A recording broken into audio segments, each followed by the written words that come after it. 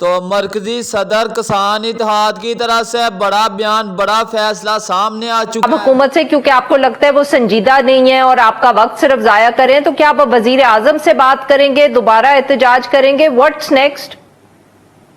ہم جو احتجاج ہے اپنا احتجاج دوبارہ کریں گے، اور اب ہم احتجاج کریں گے کہ ہم پورے پنجاب کی جو موٹر ویز ہیں، ہائی ویز ہیں، اپنے مویشی لے کے، اپنے ٹریکٹر ٹرالیاں لے کے ہم آ جائیں گے، وہاں پہ بیٹھ جائیں گے، اور پھر ہمیں پنجاب پولیس اٹھائے یا فوج اٹھائے، کوئی بھی اٹھائے، ہم وہیں پہ بیٹھے رہیں گے، ہم پہ جو مرضی کرتے رہیں۔ ہمارے جو ہر گاؤں کے ساتھ ساتھ سڑکیں ہوں گی، ہم لوگ اپنے مال مویشی بھی لیں گے، اپنے ٹریکٹر ٹرالیاں بھی لیں گے، اور وہاں پہ آ کے بیٹھ جائیں گے۔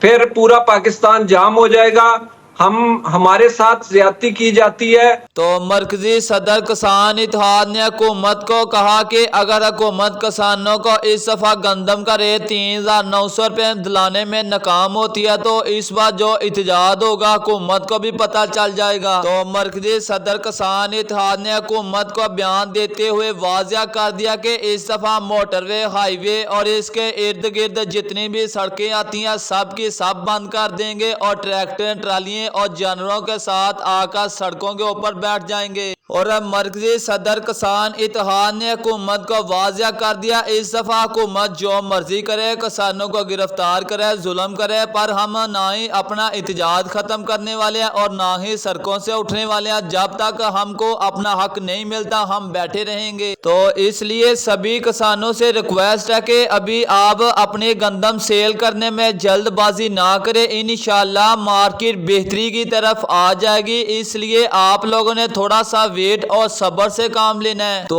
اب بات کرتے ہیں گندم کے ریٹ کے حوالے سے۔ بات کرتے ہیں آج گلامڑے سمندری کے اندر گندم کے ریٹ میں 150 روپے سے لے کر 200 روپے کا اضافہ دیکھا جا رہا ہے۔ آج گلامڑے سمندری کے اندر گندم 3510 روپے تک فروخت ہو رہی ہے۔